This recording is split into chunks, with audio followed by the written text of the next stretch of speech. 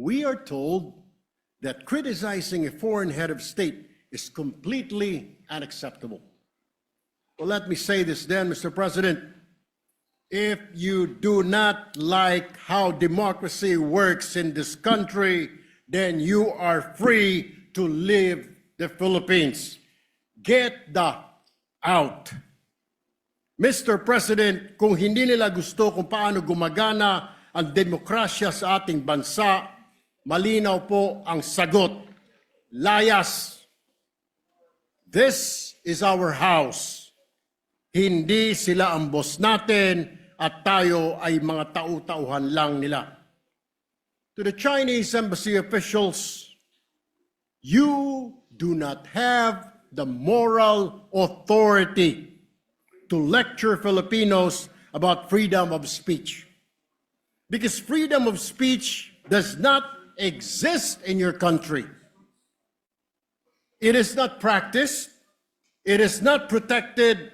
It is punished. So do not export censorship to a nation that fought, bled, and died to be free. And another recent statement coming from the Chinese government threatening our officials of, quote, paying the price for making provocations and confusing right from wrong, unquote, pertaining to our claims at the West Philippine Sea. What is truly unacceptable is a foreign government acting as if it can police Filipino speech, intimidate Filipino officials, or shame Filipino into silence. Mr. President, our government officials spoke only the truth. They defended our sovereignty. They spoke as public servants of a democratic republic. They are correct, and the Chinese government is wrong. Wala silang karapatan na punahin ang malayang pagpapahayag sa ating bansa. Dahil sa kanilang bansa, walang tunay na freedom of speech. Mga kritiko ikinukulong at misteryosong namamatay pa. Ang mga mamahayag, pinapatahimik, opinyon, kinokontrol, tulad po nangyayari doon sa Hong Kong, kung ilang kritiko nila ay kinulong na. Isang mapagpalang araw po muli sa inyo lahat mga kababayan. Welcome sa Robert Double B YouTube channel. Ay kamusta kayo? Ay ako po ay medyo nag-alala no? Sapagkat ay naisip po natin ang magiging consequence, ang pwedeng maging consequence nitong world war sa pagitan nito ating mga senador at itong mga Chinese embassy official. Di ba ang kanilang ambassador ay bago? Ang Chinese ambassador sa Pilipinas ay bago.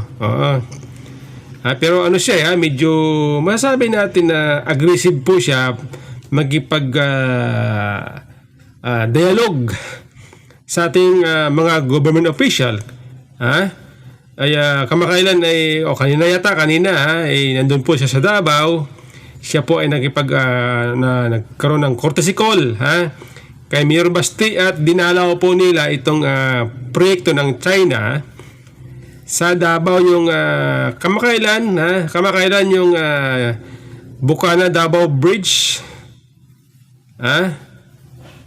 o Davao Bukana Bridge na proyekto ng China, at ito po ay libre na pinagawa ng China para sa mga Davaoenyo. Kanina po ay kanilang binisita yan. Makita po niyo sa picture, andun sila, no? Nagkaroon po sila ng picture taking diyan sa tulay na yan, di ba? Kabubukas lang yan. Ngayon, mga kababayan, dahil po dito sa palitan ng maanghang na salita nitong ating mga senador at nitong mga Chinese government official, tayo po napaisip, no? Na sana walang maging consequence kasi di ba sa China o sa Hong Kong ay marami mga Pilipino doon, marami tayong mga kababayan mga Pilipino doon, itong ating mga produktong Pinoy, produktong ng Pilipinas na in-export papuntang China. Yan po ating mga naisip na sana naman hindi madamay. Oo, kasi nga, isipin niyo ba naman ay itong sinabi ni Erwin Tulfo, Senador Erwin Tulfo, di ba yung sa video na pa labas natin kanina? Pero ulitin natin yung kunting, yung ibang sinabi niya, ulitin ko lang para mamigyan natin ng reaksyon. Paliwanag o opinion dito sa mga nangyayaring ito sa ating bansa sa pagitan nitong mga Chinese official. Sabi ni Senador Erwin Tulfo, if Chinese embassy official do not like how democracy works in the Philippines, they can have leave anytime. Yan po. Ibig sabihin sa Tagalog, kung ang Chinese embassy official daw ay ayaw sa gumaganang demokrasya sa Pilipinas, sila po ay pwedeng umalis anumang oras. Tinagalog lang natin mga kababayan. Ay yan po mabigat. Yan po mabigat kasi ibig sabihin niyan walang pagpahalaga sa bawat isa. Sa relationship ng bawat isa. Kasi sabihan mo ba naman pwede kang umalis anumang oras. Ibig sabihin, walang magandang relationship na gumagana sa bawat isa. Official to official. Oo. Nakakalungkot mga kababayan. O ito pa, sabi pa ni Erwin Tulfo, hindi ka pala, no? Kasi nabanggit dito ni Erwin Tulfo yung demokrasi sa ating bansa. Na gumagana raw ang demokrasya sa ating bansa. Napaisip ako mga kababayan, totoo nga ba? Totoo nga ba na gumagana ang demokrasya sa ating bansa? Bansang Pilipinas? Yan po ating tanong kay Senador Erwin Tulfo. Kasi nga, di ba, marami tayong mga kababayan, maging yung mga government official, congressman, ito ating mga kababayan, mga ordinaryong tao na nagsasalita, pinupuna ito ating gobyerno. Ang problema, di ba, tinatakot, kinakasuhan. Katulad nito, di ba, dati itong retired general na si Romeo Pocis, di ba, kinasuhan ng ano ba yun, yung kasong nagkinalaman sa tawag doon, nakalimutan ko na yung kaso, ano yata, sedition. Tapos itong abogado naman, si Jimmy Bondoc, may kaso rin. Itong si Congressman Barsaga, may kaso rin. Itong si Congressman Lebiste, may kaso rin. Kasi sila itong mga maiingay, sila itong mga pumupuna, masigasig na pumupuna sa ating gobyerno. Ngayon, sila po may mga kinakaharap ng mga kaso. Sila po binabalikan. Maging itong isang vlogger, no, na nangangalang Jesus Duque, na kamakailan po ay pumunta doon sa Ilocos, sa baluarte ni Pangulong Marcos, BBM, at baluarte nitong si Congressman Sandro Marcos, na anak naman ng ating Pangulo, no? At doon po sa lugar na yon, pumunta doon isang vlogger, pinuntahan yung mga proyekto ng ating gobyerno doon, yung mga tulay, yung flood control, meron pa mga kalsada na binutas-butas, hindi naman tinapos, hindi naman ginawa. Nakita natin sa kanyang video. Nababanggit po dyan ang pangalan, no, nitong si Secretary, DPWH Secretary Vince Dizon. Binabanggit po nitong vlogger, no. Kumbaga, ni-remind niya, pinupuna niya bakit itong probinsya ng ating Pangulo hindi man lang parang hindi na imbestigahan. Parang hindi na pasama sa investigasyon nitong DPWH at ang ICI. Wala tayong nakitang report, no? Wala tayong nakitang report na nanggaling sa ICI, sa DPWH, doon sa lugar na yon. Ay ngayon, mga kababayan, ito nabasa ko lang naman ito sa social media. Sabi dito sa matabang vlogger daw. Tingnan nyo, matabang vlogger pa pagkakasabi nitong di umano kinukot ko lang mga kababayan kinukot ko lang di umano ito ay sinabi ni Vince Dizon dito sa vlogger. Sabi sa matabang vlogger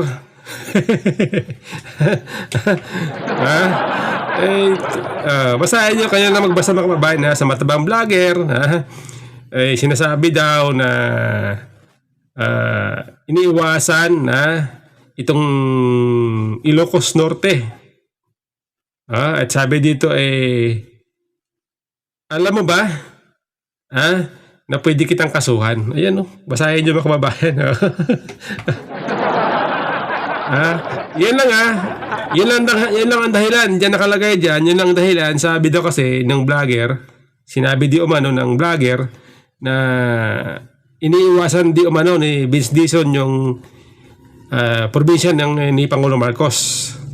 Dahil dyan, sabi dito ay para may pagbabanta na kasuhan. Yan ba ay bahagi ng demokrasya? Yung sasabihin mo, kakasuhan mo yung taong pumuna sa'yo? Di ba yan ay pananakot? Demokrasya ba yan, yung pananakot? Tayo nito tanong mga kababayan kaya ako napaisip lamang dito sa binanggit ni Erwin Tulfo democracy works daw sa Pilipinas. Gumagana nga ba?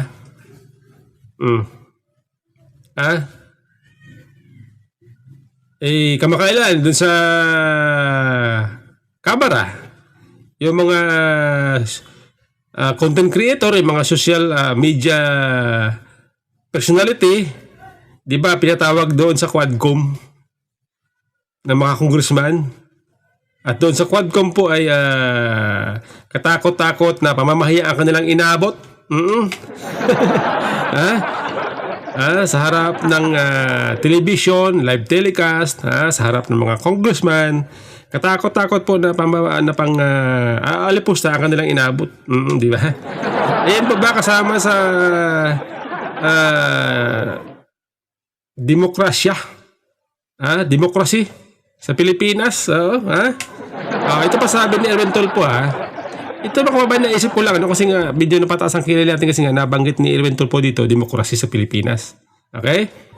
Sabi dito our house, our rules, our house, our rules, freedom of speech is in our constitution. Tama naman si Erwin Tulfo. Tama siya. Kaya ang ating rules, ang ating kapayapaan o kalayaan sa pananalita ay nasa konstitusyon. Tama naman siya. I agree ako dyan sa ating batas po yan. Kaya lang parang ginagamit, parang hindi yata naintindihan itong mga tao to sa gobyerno ang kanila sinasabi. Sabi pa dito they cannot do it their way here because there is no freedom of speech in their country. Critics there are jailed. Media is silenced, and opinions are controlled. Nabanggit na ito sa somewhere in Hong Kong daw. Sa Hong Kong daw, yung mga tao doon na nagsasalita, yung mga kritiko ay kinukulong, pinatatahimik. Napaisip ako mga kababayan kasi nga bakit mo kailangan pabangkitin itong mga pulisya ng China sa kanilang lugar, sa kanilang bansa? Bakit mo kailangan ibanggitin sa iyong privilege speech sa Senado? Di ba hindi natin sakop yun? Wala na tayo doon. Kung sa Pilipinas sa palagay mo, sinasabi mo na tayo po ay may freedom of speech. Bakit mo kailangan banggitin ang China? Alam mo naman sa China po, wala silang ganun batas. Di ba? Yan po ating tanong kung bakit kailangan banggitin ito ni Senador Edwin Tulfo. Wala kang pakialam doon sa kanilang patakaran. Senador Erwin, wala kang pakialam doon.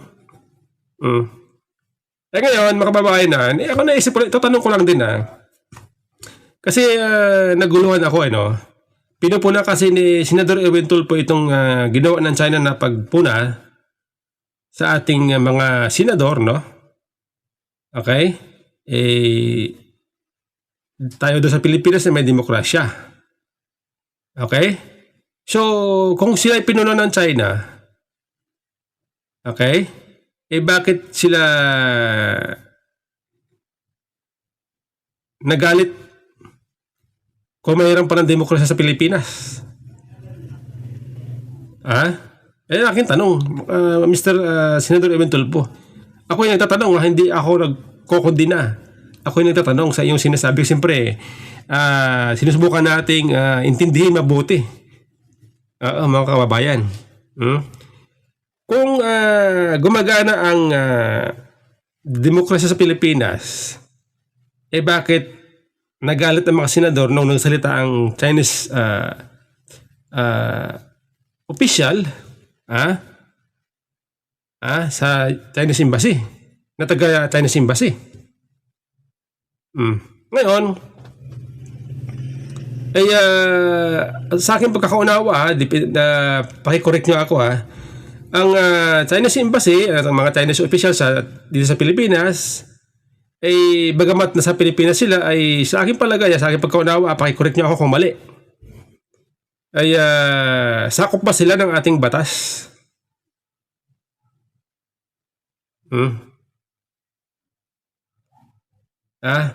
Na freedom of speech? Yan ang ating tanong. Sakop ba sila ng ating batas? Kung tayo po ay mayroong batas, may rules sa ating constitution na demokrasya, sakop ba dyan ang Chinese government official? Diyan sa Chinese Embassy?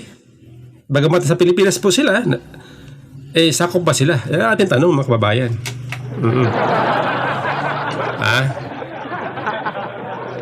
Alam po niyo, mga kababayan, itong issue kasi ito ay nagsimula. Nagsimula dito sa ginawa nitong si Commodore G. Tariela. Pakicorrect niyo ako kung tama ako o mali. Basta sa aking pagkakaunawa, dito ito nagsimula. Okay? Pakicorrect niyo ako kung mali ako, mga kababayan. Ito kasi si Commodore G. Tariela ay gumawa po ng caricature. Yung cartoons. Yung mukha ni Xi Jinping, ginawa niyang caricature na mukhang cartoons. Ewan ko ba bakit naisip ito ni Commodore G. Tariela, no? Parang ginawa niya ata itong di ko alam kung katatawanan ba o hindi. At ito po ay kanyang pinresenta sa sa media forum, sa media group, during media forum. Ito po yung video, mga kababayan, tingnan po ninyo. Dito po binabanggit ni Commodore G. Tariela, no, na hindi doon niya nabanggit ang pangalan ni Xi Jinping sa una. Pero, pinapakita naman sa video ito na 7 times binanggit niya si Xi Jinping. Okay? Panoorin niyo, mga kababayan,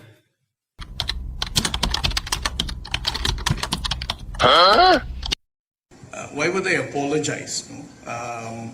Because of the caricature, yun ba yung issue nila? I didn't even mention na si President Xi Jinping yun eh. Sila nga yung nagpangalan dun eh.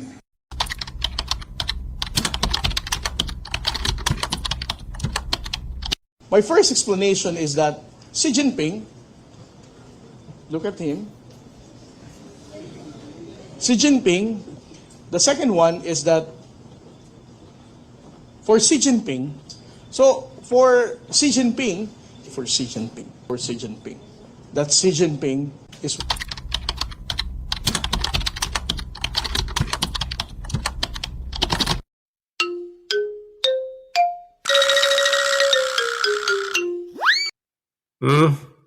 Yan po.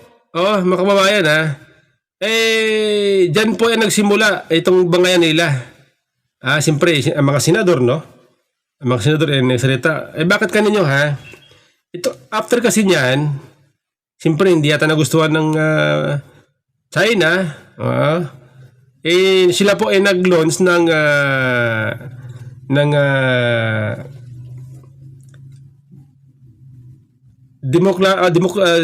diplomatic protest. Sila po ay nag-launch, nag-file ng democratic protest. Okay? Kaya, ewan ko ba, bakit ganun?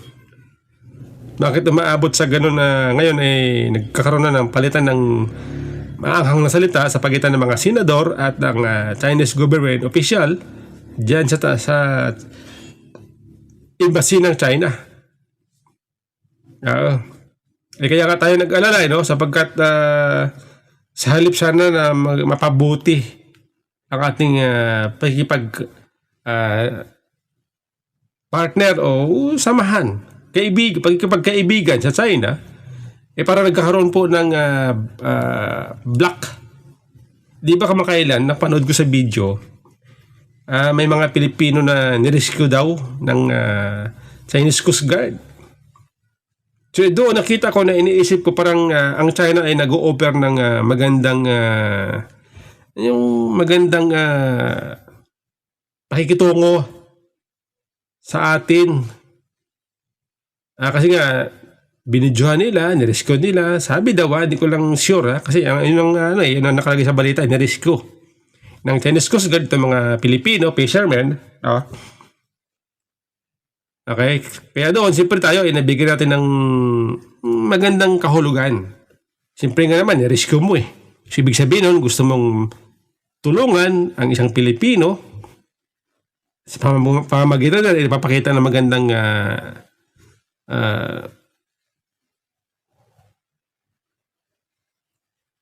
layunin. Hindi po ba? Magandang layunin sa side ng China. Yung kanilang ginawang pagtulong sa mga Pilipino, nagpapakita na mayroon silang magandang layunin. So doon, parang tayo po yung nabubuhayan na, parang unti-unti nagkakaroon ng magandang relationship sa pagitan nitong China at ng Pilipinas. Di ba kamakailan si Pangulong Marcos nag-over na itong free visa daw. Free visa sa mga Chinese businessmen. Maganda na sana yun. Para kahit papaano makatulong sa ating magkaroon tayo ng investor sa Pilipinas. Kasi nga, di ba, bagsak yung ating investor Foreign investor, bagsak. Bagsak ang turismo. Ayun yung ginawa ni Pangulong Marcos. Okay yun. Bilang paglilinaw mga kababayan ako po ay kontra against ako sa ginagawa ng China dyan sa West Philippine Sea, yung pagsakop nila sa ating teritoryo, no? At pangbubumban nila sa ating mga mangingisda, sa ating Coast Guard. Against ako dyan. Bilang Pilipino, siyempre tayo po ay kasimpati sa ating mga kababayan na nasaktan dyan. Siyempre, Pilipino tayo. Pero kung ito pong ginawa ni Tardila na ginawang caricature ang mukha ni Xi Jinping at na ngayon naging cause ng World War, ay hindi po tayo papayag dyan. Hindi po tama yung ganun. Kasi nga, hindi niya kasama sa ating pinaglalaban. Labas na po yan sa ating pinaglalaban. Bagamat ayaw natin sa China, hindi rin pwedeng konsintihin naman itong ginawa ng ating tagapagsalita ng Coast Guard. Hindi naman tama yun. Kasi nga, tayo doon na tayo sa tama Ayaw natin ng mali. Diba? Ngayon, dahil dyan, mga kababayan, tayo po ay nag-alala, na ano ang maging consequence nito sa ating bansa. Lalo sa ating kababayan dyan sa Hong Kong. Napakaraming Pinoy dyan sa Hong Kong. Inaalala ko kasi nung kailan ba yun, time ni Pangulong Noynoy Aquino. Nung nagkaroon yata ng ang ginawa ng China ay binan yung ating mga export ng mga agriculture product, yung banana, binan ng China yun. Oo, nung panahon na yun. Kaya nagkahirap-hirap noon ang ating mga magtatanim ng saging. Ayaw natin umabot sana sa ganun, no? Na maapektuhan itong ating mga kababayan na ang produkto ay pag-i-export ng mga agriculture product. Naalala natin yun mga kababayan Naisip natin yun na sana naman itong palitan na maahang salita, sana wag umabot sa ganun, mga kababayan. Kasi nga, itong ating bansa, sa ngayon, parang hirap na hirap makakuha ng investor.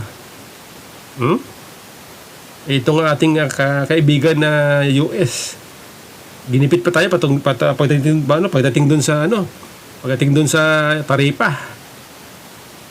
Oo. Tapos ito ngayon.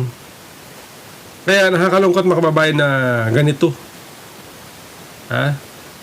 Hindi ko alam